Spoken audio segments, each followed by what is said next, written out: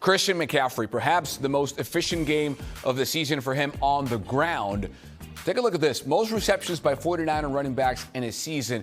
He's now tied with Roger Craig back in 1985, 40 years ago. He will overtake him next game for sure against the Bears. So this is the true embodiment, Matt, of a dual threat weapon. Today, though, he did the damage on the ground more so than over the air. Yeah, I mean, he also caught a pass or caught two touchdown passes, right? Yeah. I mean, he did it in both ways. And the yards down by the goal line, where his receiving yards were important. The running though between the 30s. I mean, he was a force, and he moved the pile. The 49ers offensive line moved the pile, and he was vintage Christian McCaffrey. I'm so glad we're showing highlights here because yes, give McCaffrey credit, but look at the blocking. Look at the offensive line getting to the second level. Yeah, look at the lanes. Look at the wide receivers doing their job, as you must as a wide receiver in Kyle Shanahan's offense. The offensive line was absolutely outstanding today against the Colts team that is good against the run. And the thing about